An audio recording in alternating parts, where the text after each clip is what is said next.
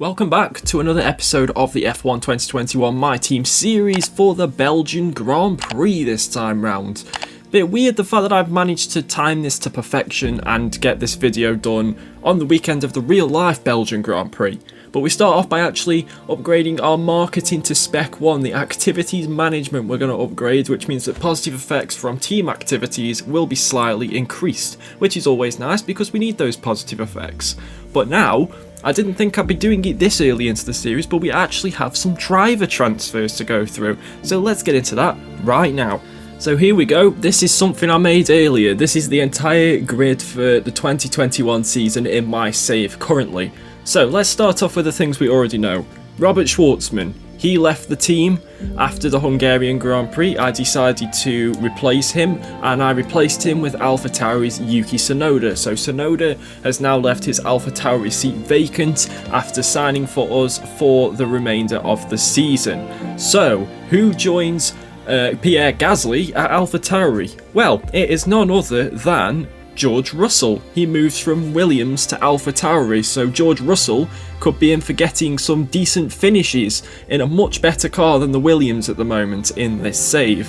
So, Williams now have a seat vacant. Who replaces Russell at Williams? Well, it is Mick Schumacher. He moves from Haas to Williams, which to be honest is a pretty non-move if you ask me. You're moving from the second worst car on the grid to the worst car on the grid. Makes no sense really, but you do what you want to do, I guess. So who takes Schumacher's vacant seat at Haas? It is, of course, none other than Robert Schwartzman, who moves from our team to go to Haas. And that one kind of just makes sense. He's a Ferrari Academy driver as well, so it makes sense for him to make that move to Haas. So that is now how the grid looks for the rest of this season. Let's get back into qualifying, shall we? And I'm actually recording this on the same day that the real life qualifying session took place, of course. I'm recording it afterwards, and it was a completely bonkers session, wasn't it? Up the George Russell, that's all I can say.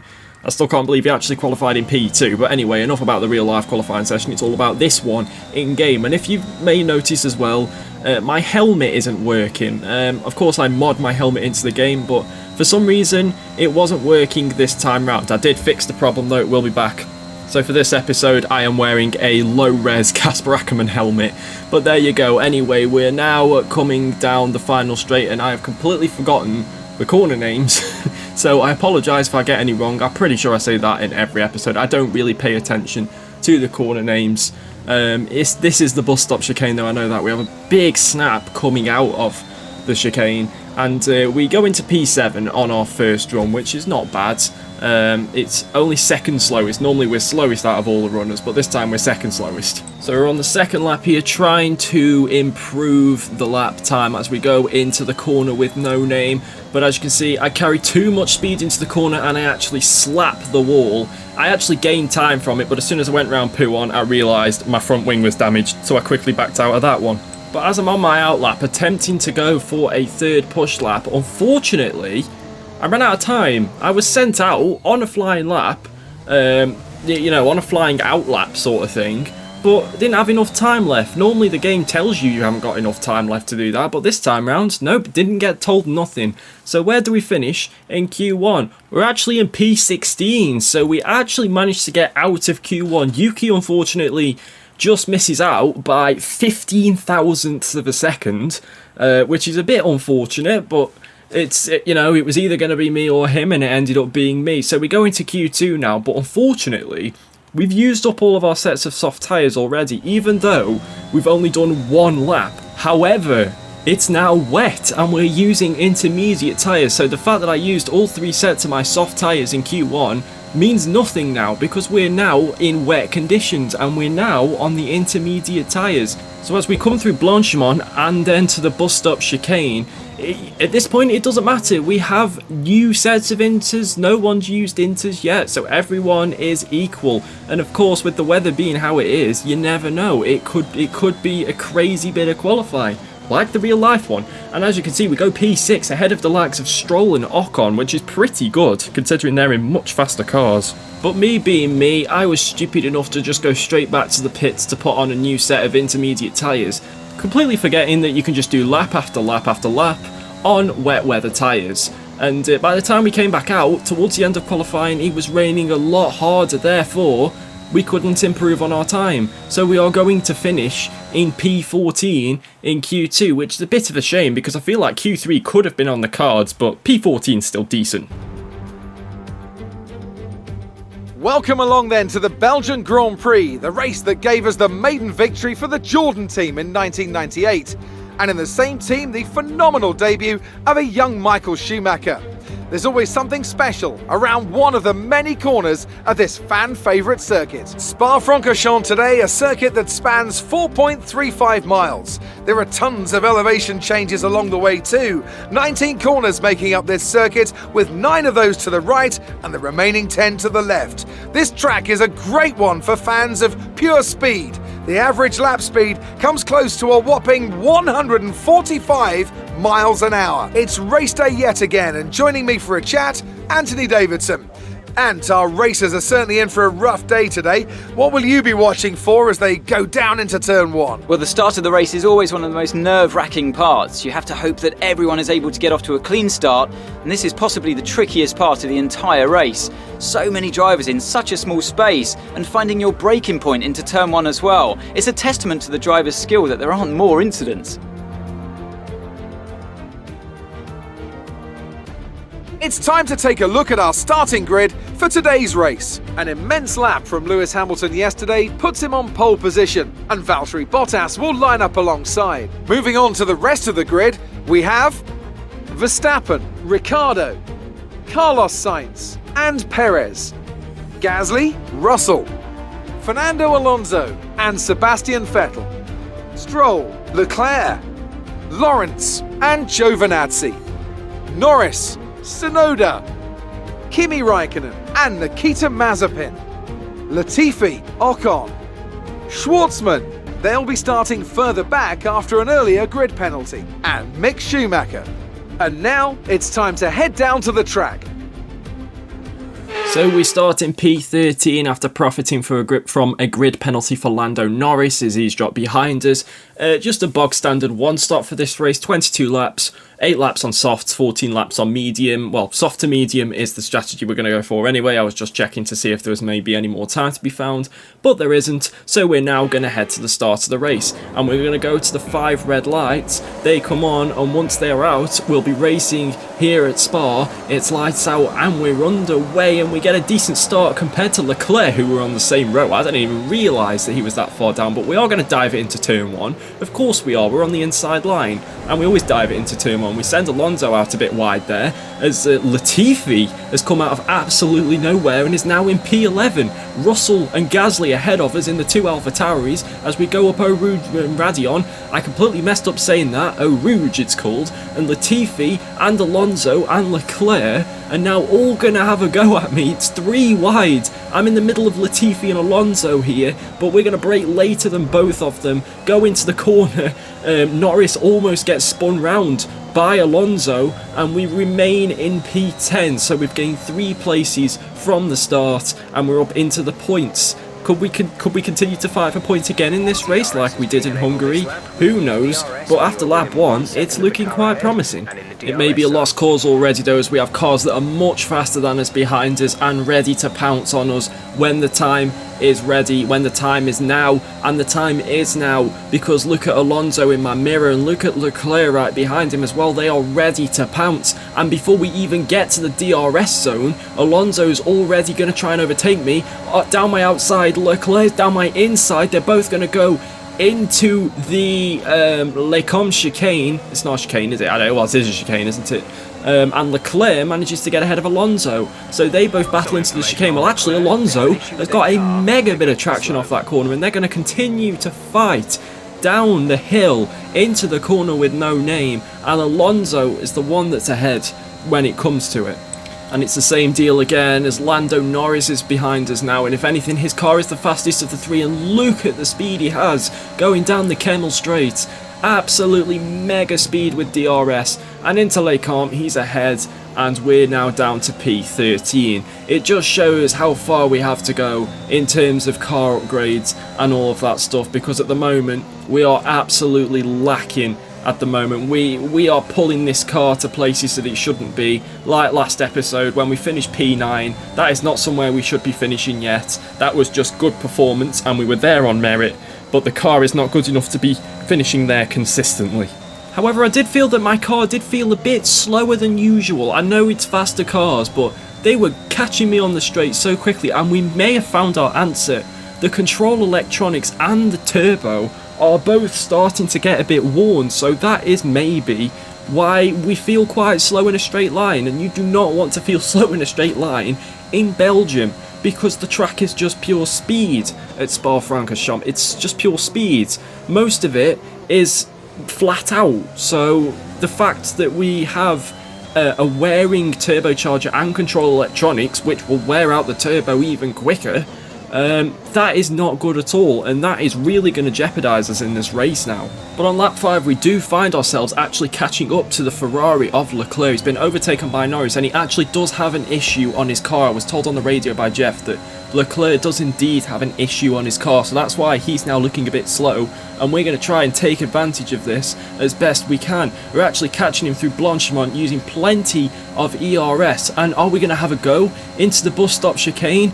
We're not quite going to have a go. I'm going to save and I'm going to wait until we get to the Kemmel Straight, because that is the prime overtaking place. But as you can see, Leclerc gets pretty good traction out of the bus stop chicane, but into turn 1, La Source, we've caught him right back up again. Now we need the traction. We need the traction to be able to catch up to him, but look at him just pull away from us. We've had a poor exit from La Source, and now up Eau Rouge and Radion.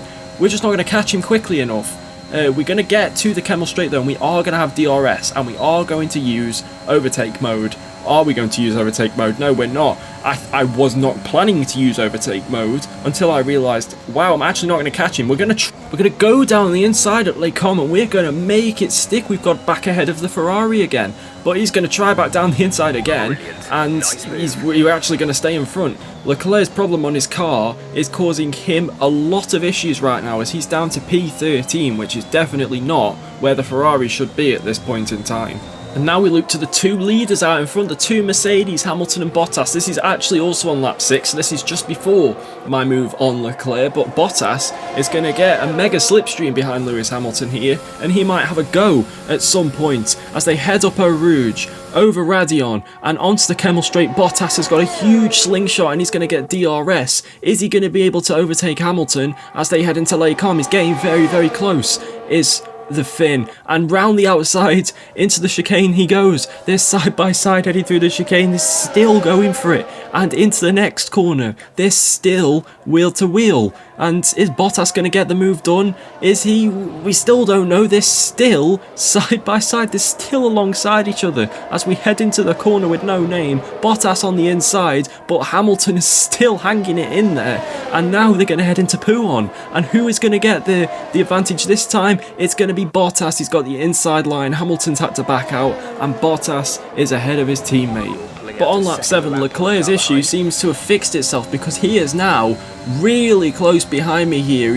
He's nearly overtaking me as we get into Eau Rouge. We actually have a moment up Eau Rouge as well, and into Radion we just get it all wrong. The car gets swapped on us, and Leclerc is going to overtake us with absolute ease, and even Kimi Raikkonen is coming up close behind me as well. But we're not gonna stand for that. We're just gonna take the place back, because we're not standing for that. He only overtook me because I got a bit of a kick of oversteer through Eau Rouge, so I'm not having that. I'm taking the place back. I'm not falling for that one. And at the end of lap 8 we are going to come in for our one and only pit stop from soft to medium tyres.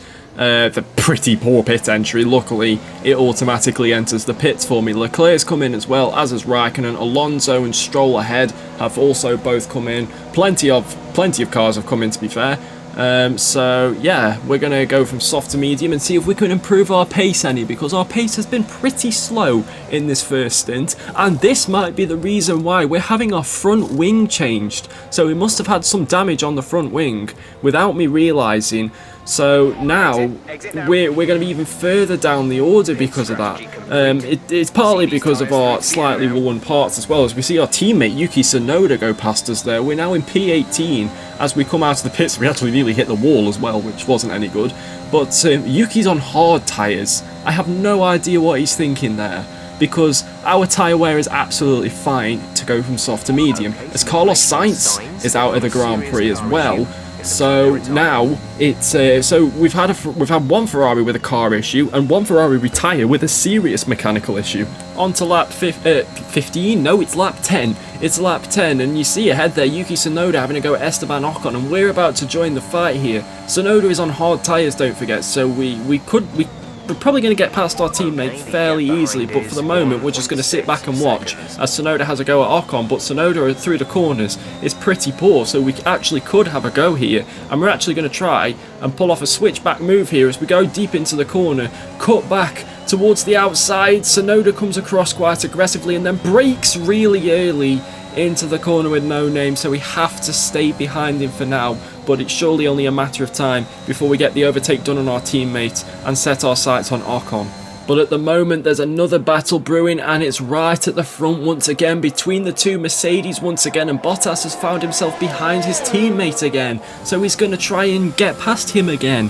All the agains, and look on his steering wheel, he's got plus 14 laps of fuel. What has Valtteri Bottas been doing with his fuel saving? He doesn't need that much fuel, he's not even going to burn all that off by the time the Grand Prix is done. But anyway, he's going to look to move down the inside of Lewis Hamilton this time, and he's going to get the move done, is he? Because we can see that he has passed his teammate, but no, Hamilton is still hanging in there, and this time it's roles reversed because Bottas is the one on the inside, Hamilton is the one on the outside. And Hamilton, if they stay side by side like they did last time, is going to get the move done into P1, surely. And this is happening. Lewis Hamilton is going to retake the lead probably because he's got the inside line into P1. And yes, the exact same thing has happened. This time though, it's Lewis Hamilton who profits, and he retakes the lead of the Belgian Grand Prix. But we're now back to our battle with our teammate again, and we're literally pushing him through the bus stop chicane, and we're going to try and get a wider line to get a better exit from that chicane to try and get past Tsunoda. But I decided I'm just going to wait. I'm not going to dive it into turn 1. I'm going to wait until the Kemmel straight, and we are going to do that because we're behind Tsunoda. Will we get the traction out of turn 1? I suppose it doesn't really matter because we're on better tyres and we are catching him up as we head into Eau Rouge. And yeah, once we get to the top of the hill, we're going to get DRS. We are gaining, we use a tiny bit of ERS just for that extra bit of speed, and with absolute ease we get past Yuki Tsunoda and up into P15. Esteban Ocon up next. He's actually our new rival. Our previous rival was Antonio Giovinazzi, and he's just behind us. So yeah, it's interesting, that's for sure.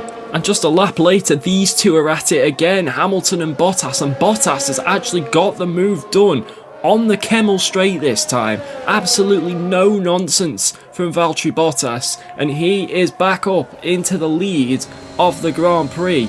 And for me, in my pursuit of Esteban Ocon, well, that's failed, and we're now actually looking behind us at Antonio Giovinazzi, who has overtaken Yuki Tsunoda and is now all over the back of me. And at this point, we're just slow. We're just plain slow. We've got an Alfa Romeo trying to keep up with us here. And, well, not trying to keep up with us, genuinely keeping up with us, which is really, really frustrating because I thought we'd made so much progress. But after looking at this current race, we've made absolutely no progress whatsoever. When you look at it, the Alfa Romeo is still a better car than ours. It just doesn't really show in the results and performances we've had. We haven't really been battling the Alfa Romeos all that much. And the rest of this race just essentially became a slipstream fest between me and Giovinazzi as we head up Eau Rouge now, over the top of Radion, and look at the speed that Giovinazzi's got. I tried to cover the outside line, but just look at that. Look at the speed he's got. Absolutely ridiculous. He's going to go up to P15, and we're going to now try and follow him and keep with him to see if we can try and get past him again. And after 2 laps of sticking behind the Alfa Romeo, we now are close enough to try and make a move. Maybe on the Kemmel straight. Look at the speed we've got behind him. We're going to catch up to him here. We use a bit of ERS just to try and build the speed up a bit quicker, and we now got DRS behind the Alfa Romeo. We're going to go and maybe have a look on the inside. Giovinazzi defends very harshly there. We bang wheels, but we get the job done into Les Combes, and we're back up into P15 once again. But as I said, slipstream fest. This is the very next lap, and look at the traction that Giovinazzi has got, and once again he's going to get past us on the Kemmel straight. with DRS. Simple as that, really. So there's nothing we can do about it. We are locked in a battle with Giovinazzi. Tsunoda 4 seconds further back. Ocon 6 seconds up the roads. It's literally a battle for the wooden spoon at this point between me and the Alfa Romeo. But we're going to keep with it because it's a battle nonetheless, and I just want to finish as high as I can. And again, I feel like I'm showing you the same clips over and over again, but we're on lap 19 now, and once again, we're going to have a go into Lecom. He defends again, very, very well, but to no avail for himself, as we're back up into P15 once again, and this is just going to carry on and on and on until the end of the race. As we now head on to the last lap of the Grand Prix, and Giovinazzi's still behind us, and I thought, I don't need this, he's going to overtake us on the Kemmel Straight, so what I actually do is purposely take a wide line into La Source, so Giovinazzi ends up in front of us here, which means that we are going to get the slipstream, and as you can see, we're already using a bit of VRS to keep up with him, to make sure we're close enough to pull the overtake off. I let him past on purpose. I'm not about to let him stay ahead of me as we use the DRS. DRS is all we need. We use a little bit of ERS. We go to the outside this time, but we're already ahead before Lecom even hits us, and we are back up into P15, and that is where we are going to stay. We are going to stay in P15 and finish in that position in this race. It's been a bit of a rubbish race, to be honest with you. We've had worn parts, we've had a broken front wing. It's not been the most action-packed race. It's been a solid race considering the conditions, and yeah, that's about it really. Nothing else to shout about. A difficult race then on one of the all-time classic circuits, but they persevered to take the win here today. Anthony, tell me, what was it that helped them achieve this success? Well, time management probably played quite a large role in the outcome of this one. As ever, it's not just about speed, it's all about maintaining that speed consistently over a stint, over a race distance. So being able to keep up the lap times while still being smooth on the controls and gentle on the tyres, that's really where the race was won today. So after a magnificent race, we can now see the drivers making their way to the podium.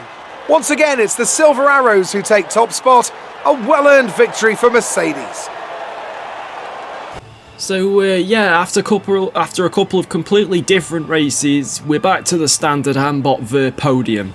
Yay, that's fun, but yeah, that's how it is at the moment. These three are completely clear of the rest of the field with absolutely no question whatsoever. We finish in P15, Yuki Tsunoda finishes P17.